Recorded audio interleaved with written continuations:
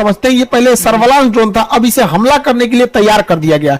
ये अभी बेंगलोर में हो रहे एयर शो का ऊपर से एरियल सर्विलांस किया है। इसका नाम तपस है। तपस का फुल फॉर्म होता है tactical airborne platform for aerial surveillance. तो टैक्टिकल का मतलब होता है कि बहुत ज्यादा दूरी नहीं, कम दूरी तक के लिए ये होता है। छोटे हमले को अक्सर लोग टैक्टिकल के नाम से हम लोग इसे जानते हैं। इसकी विशेषताओं के बारे में समझते हैं। ये एक्चुअल एक सर्विलांस ड्रोन के रूप में इसे विकसित किया गया था, लेकिन अब इसे आर्मर ड्रोन के तौर पर तब्दील कर दिया गया। अमेरिका भी प्रेडिटर जो ड्रोन बनाया था वो पहले सर्विलांस के लिए बनाया था, निगरानी के लिए। अब उसको क्या कर दिया, उसमें मिसाइल वगैरह लगा के हार्ड पॉइंट जोड़ के उसे घातक हथियारों से लैस कर दिया। आज दुनिया में सबसे ज्यादा तबाही वही मचा रहा है। तो ये जो हम लोग का तपस ड्रोन है, रुस्तम 2 का ये एडवांस वर्जन है, तो ये अब हमला करने के लिए भी तैयार रहेगा। इसे डीआरडीओ ने विकसित किया और बनाने की जिम्मेदारी एचएएल हिंदुस्तान एरोनॉटिक्स लिमिटेड को दे दिया। वो अपनी प्रोडक्शन फैसिलिटीज में इसका विकास करेगी और तेजी से इसे आगे बढ़ाएगी। इसके नंबर मतलब आर्मी, एयरफोर्स, नेवी सबके लिए इसका प्रोडक्शन को आगे बढ़ाया गया। लगभग 76-74 के आसपास में इसका नंबर को अभी मांगा गया है, हालांकि और इसके नंबर्स को बढ़ाया जाएगा। शुरुआती परीक्षण इसका कर्नाटक में हुआ था। कर्नाटक के शुरुआत में इसका कोलार में परीक्षण हुआ। दूसरा परीक्षण जो पूरा बढ़िया से ट्रायल किया गया चित्रदुर्ग में। ये अक्सर क्वेश्चन पूछेगा चित्रदुर्ग कहां है, कर्नाटक में। हालांकि पहले भी मिसाइलों के परीक्षण के लिए हमारे पास उड़ीसा का व्हीलर द्वीप, जिसका नाम चांदी ये कलाम द्वीप हो गया, उसके ऊपर है चांदीपुर और यहाँ पोखरन। ये 4 जगह याद रखिएगा मिसाइलों के परीक्षण के लिए यह जगह है। इसके बारे में अब समझते हैं। देखिए इसकी लंबाई जो है वो 31 फीट है। इसकी लंबाई को 31 फीट रखा गया है, जबकि इसके डैनों की चौड़ाई को 67 फीट रखा गया है। यानी इसका डैना जो है विंग स्पैन ज्यादा है। जितना ज्यादा विंग स्पैन रहेगा वो हवा में उतना ज्यादा स्टेबल रहेगा। वो कोई भी चीज स्टेबिलिटी उसकी बढ़ जाती है। इसमें टर्बोप्रॉप टाइप के इंजन लगे गए हैं, जिसके फैन बाहर होते हैं। टर्बोप्रॉप इंजन के फैन क्या होंगे, बाहर रहेंगे। इसमें 3 ब्लेड दिए गए हैं घूमने के लिए, जबकि तुर्की का जो TB2 ड्रोन था उसमें 2 ही विंग्स थे, 2 ही फैन है घूमने के लिए। इसमें 3 फैन है। जो तुर्की ने पूरी दुनिया में हल्ला कर दिया कि उसी का ड्रोन सबसे बढ़िया है। उसका जो ड्रोन है उसमें 2 ही विंग लगे हुए हैं। हम लोग का जो ड्रोन है उसका जो इंजन है वो ज्यादा पावरफुल है। वो डबल है। 3 टर्बोप्रॉप ब्लेड है, उसमें 130 किलोवाट ये जनरेट करेगा, इतना इसका पावर है। जबकि तुर्की का जो TB2 ड्रोन था वो 75 किलोवाट ही जनरेट करता था। ये तुर्की का यही ड्रोन है जो अजरबैजान की लड़ाई में पूरी तरह से तख्ता पलट कर दिया था, या ये यूक्रेन की सेना का पूरा मदद किया था यही TB2 ड्रोन। इस ड्रोन की जो सर्विस सीलिंग है, जब ऊंचाई होती है उसे सर्विस सीलिंग टेक्निकल भाषा में बोला जाता है, 35,000 फीट है।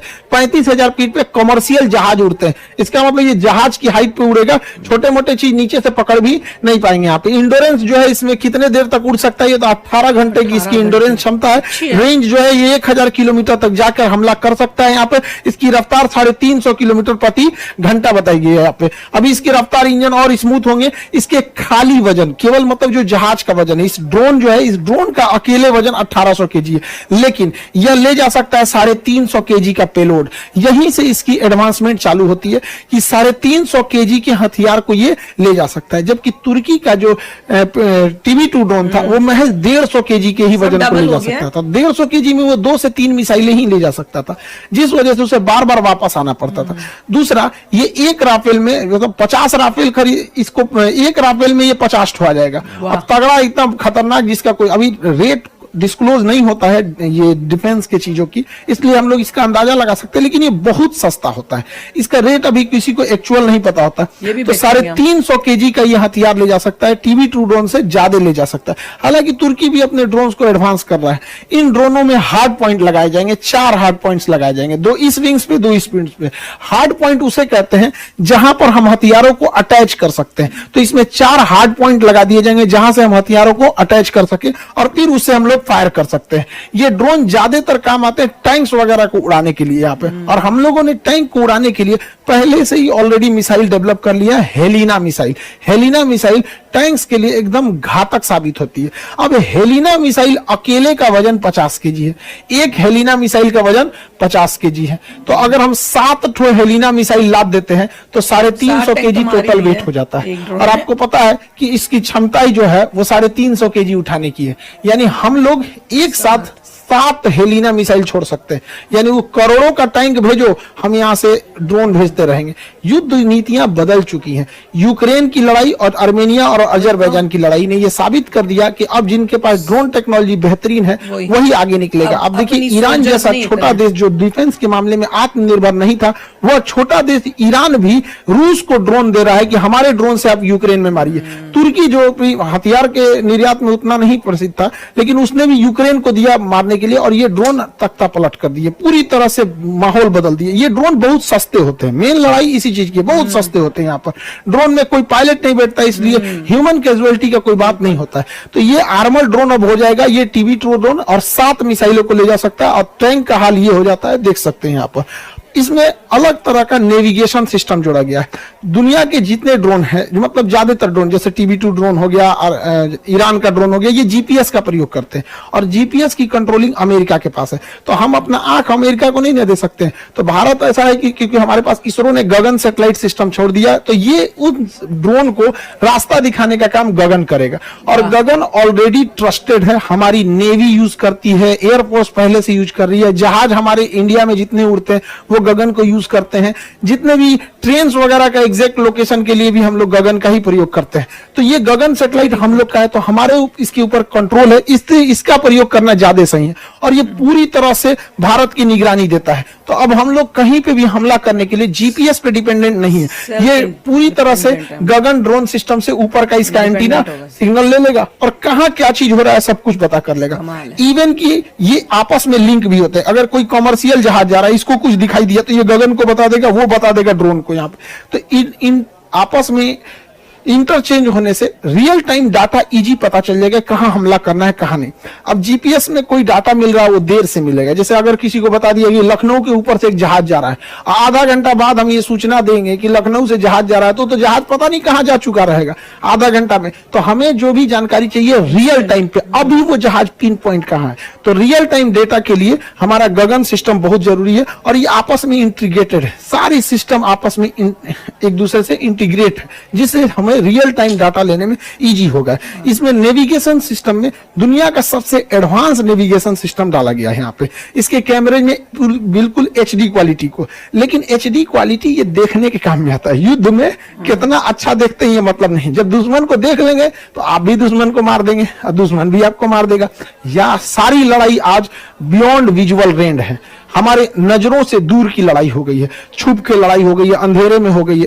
तो अब वो HD काम नहीं आने वाला लड़ाई में, अब टेक्नोलॉजी काम आएगी। तो उसमें क्या काम आएगा, देखिए नाइट विजन में देख लो, हीट यहाँ नीचे सर्वेलांस के लिए लगाया गया है। इसमें नाइट विजन भी दिया गया है और साथ में इसमें थर्मल कैमरा भी दिया गया है। देखिए नाइट विजन होता है कि हमें अंधेरे में देखने की सहूलियत दे देता है नाइट विजन, जबकि थर्मल कैमरा ऐसा नहीं होता है। थर्मल कैमरा हम गर्मी को भांपता है, कहाँ का टेम्परेचर ज्यादा है उसको गर्म करके दिखाता है। जैसे ये हिरन है, इनका टेम्परेचर ज्यादा था तो इनको इस कलर से दिखा दिया, बाकी के पेड़ पौधों का टेम्परेचर कम था तो उसको अलग कलर से दिखाया। तो ये होता है थर्मल कैमरा और ये होता है नाइट विजन।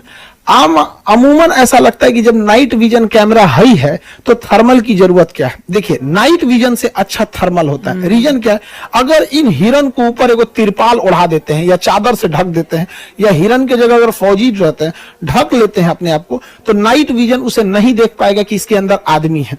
और यही काम आ जाता है थर्मल कैमरा। अगर आप इनके ऊपर चादर से ढक भी देते हैं तो इनके बदन की गर्मी थोड़ी ना खत्म हो जाएगी, तो ये गर्मी को पहचानता है। इसलिए थर्मल कैमरा ज्यादा अच्छा होता है ये क्या नाम है डिफेंस के मामले में नाइट विजन से। लेकिन कब किसकी जरूरत पड़ रही है तो नाइट विजन में भी देख लेगा, दिख रहा है, थर्मल में भी देख रहा है, एकदम एक्यूरेट पता चल जाएगा। तो ये दोनों सिस्टम इसमें लगा के दिया गया है हमारे तपस ड्रोन में। निगरानी इसके जो नेविगेशन सिस्टम है ये बहुत बेहतरीन है। इसके अलावे अब देखिए, हमको जब आसमान में कोई चीज उड़ रही होती है तो हमें चाहिए, थर्मल कैमरा क्या करता है कि छोटी सी छोटी चीजों को दिखाने लगता है कि हाँ मुंह, यहाँ नाक के पास का टेम्परेचर ज्यादा है, हथेली का टेम्परेचर कम है, माथा का ज्यादा है, तो कई कलर से दिखाने लगता है। इससे कंफ्यूजन होने लगता है। इसलिए उससे बेटर है infrared sensor, IR sensor, infrared system. Infrared system में क्या होता है कि इसमें कंप्यूटर में सेव कर दिया जाता है कि ज्यादा टेम्परेचर को दिखाना है, बाकी को काला कर देना है। तो अगर इसमें सेट कर देंगे कि 400 डिग्री सेल्सियस को दिखाना है, तो देखिए कोई भी जहाज चलेगा तो उसका इंजन 400 डिग्री सेल्सियस होता है, या इसमें सेट कर दीजिए इसके सिस्टम में कि 200 डिग्री सेल्सियस से टेम्परेचर ज्यादा रहेगा तो ही स्क्रीन पे दिखाना, अदरवाइज में मत दिखाना। तो इसका पूरा स्क्रीन काला दिखता है, इस टाइप का काला दिखेगा। लेकिन जहां टेम्परेचर ज्यादा आया 200 डिग्री सेल्सियस से, तो जहां जहां उसको ज्यादा दिखेगा वहां वहां का डिजाइन बना देगा। तो देखिए जहां जहां टेम्परेचर इसको ज्यादा दिखा उसका डिजाइन बना दिया, पता चल गया इस पूरा जहाज है, बाकी पूरा ब्लैक रहेगा। समझा गया कि नहीं? इसमें देखिए यहाँ टेम्परेचर ज्यादा, यहाँ ज्यादा, यहाँ ज्यादा, यहाँ ज्यादा, तो उसी हिसाब से बना देगा। तो इसका स्क्रीन है पूरा ब्लैक रहता है। इंफ्रारेड वाले में यही खास है, पूरा स्क्रीन ब्लैक। अब जो आ गया सीधे मारो, जो आ गया मार दो यहाँ पे। तो इस पे इससे भी अटैक करने में इजी हो जाएगा। यहाँ पे देखिए इसका टेम्परेचर ज्यादा था तो पकड़ लिया, तो इंफ्रारेड। तो नेविगेशन की कितनी बेहतरीन व्यवस्था रखी गई। लेकिन ये सारा नेविगेशन फेल हो जाता है, जानते हैं कब? जब कोई जहाज ग्राउंड पर हो और उस ग्राउंड के जहाज का इंजन ऑफ हो, तो पकड़ना काफी मुश्किल होता है। तो अभी के समय में सबसे एडवांस टेक्नोलॉजी है वो है synthetic aperture radar. Synthetic aperture radar कैसे काम करता है उस सिस्टम को भी इसमें दिया गया है, सिंथेटिक अपर्चर रडार को। अब समझ में आता है आत्मनिर्भर का फायदा क्या होता है। ये सारा सिस्टम इसरो ने दे दिया है, सारा सिस्टम इसरो के पास है। सिंथेटिक अपर्चर रडार तो कुछ इसरो ने दे दिया, कुछ डीआरडीओ ने दे दिया, कुछ HAL ने दे दिया, पूरे मिलके आपस में काम करते हैं सब। तो सिंथेटिक अपर्चर रडार क्या है? ये देखता ही नहीं, अंधा होता है। सिंथेटिक अपर्चर रडार वो अंधा की तरह काम करता है। अंधा कैसे ऐसे छू छू के निशाना ऐसे छूता है, अरे क्या चीज है, ओ हो कोई आदमी खड़ा, ऐसे टच कर लेता है। वैसे ही वो वेव छोड़ता है, तरंगों को छोड़ता है। अब जैसे हमारे ऊपर कोई तरंग छोड़ेगा तो नाक से जो तरंग टकराएगी वो पहले ही चली जाएगी, जो गाल से टकराएगी वो थोड़ा बाद में जाएगी, क्योंकि नाक ऊपर है गाल नीचे है। तो उसी तरह से अलग अलग जगह से टकराएगी तो अलग अलग तरंगे उठेगी। जैसे सिंपल सी बात बताते हैं, हम आटा सान लेते हैं, ठीक है, आटा सान के अपने मुंह पे इसे चिपका देते हैं इसे। और जब इसको नोचेंगे तो मेरा थुथुर का चेहरा उस आटा में चिपक जाएगा, तो पता चल जाएगा कि हाँ इसका सही सांचा ले लिए। यही काम करता है अपर्चर रडार। ये जिसके ऊपर से गुजरेगा तो उसके ऊपर से पूरी तरह से वेव छोड़ देगा, ऐसे पूरा वेव छोड़ देगा। और देखिएगा कौन वेव कितनी ऊंचाई से टकरा के आ रहा है। जैसे इधर साइड में घास था, बीच में यहाँ रनवे था, तो रनवे वाला अलग आ गया, ये टैक्सी वे वाला अलग आ गया, पेड़ पौधे का अलग आ गया, तो पूरा स्कैन कर लेता। अब इसमें कोई छुपा रहे या नहीं, अब कोई छुपा भी रहेगा तो उसके जगह गोल बना देगा कि भैया तरंग यहाँ पहले ही आ गई है, जमीन तक नहीं गई है। तो ये सिंथेटिक अपर्चर रडार से भी इसे लैस किया गया, यानी इसमें पूरी तरह से नेविगेशन जो भी एडवांस अभी के लेटेस्ट टेक्नोलॉजी पे। हालांकि इसमें हमला करने के लिए एक और लेटेस्ट टेक्नोलॉजी जोड़ा गया, laser guided system. Laser guidance system क्या होता है? देखिए जमीनी लड़ाई में आप फौज को नकार नहीं सकते, चाहे जितना भी टेक्नोलॉजी आ गया, फौज वहां खड़ी रहती है। कई बार फौज को दिख जाता है कि वहां दुश्मन का तोप है, वहां दुश्मन का टैंक है, वहां दुश्मन का बस जा रहा है, ट्रक जा रहा है, तो वो फोन करेंगे, अरे दुश्मन का ट्रक उधर गया है, आओ आओ आओ आओ। अरे तो जहाज आएगी, फिर खोजेगी किधर गया, अरे हमको नहीं दिख रहा है, तो कहेगा दाहिने मुड़ो बाएं मुड़ो। अरे वो जहाज से कैसे देख पाएगा दाहिने मुड़ो कि बाएं मुड़ो? जहाज से दिखेगा तो कोई चीज में उठपटांग दिखता है, समझ में नहीं आएगा। तो यही काम आता है लेजर। जैसे देखिए यहाँ एक आदमी लेजर मशीन लेके खड़ा रहेगा, इस साइड में लेजर मशीन लेके खड़ा हो जाएगा। ये लेजर मशीन से दुश्मन के टैंक के ऊपर वो लेजर लाइट चलाएगा। अब लेजर लाइट दिन में किसी को चला दिखा दीजिएगा तो उसको क्या समझ में आएगा? तो इस बेचारे टैंक को कुछ पता ही नहीं है, दुश्मन का ये टैंक है, इसको कुछ पता ही नहीं है कि इसके ऊपर किसी ने निशाना भी लगाया है। एक्चुअल में इस पे तो निशाना ही नहीं लगाया है, उसने तो इस टैंक के ऊपर केवल एक रोशनी छोड़ी है, लेजर की रोशनी।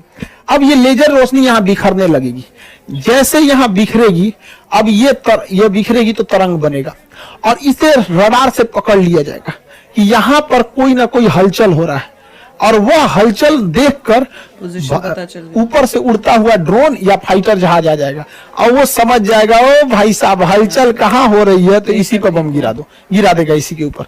देखिए इसने मारा नहीं, इसने केवल निशाना लगा दिया इस पर।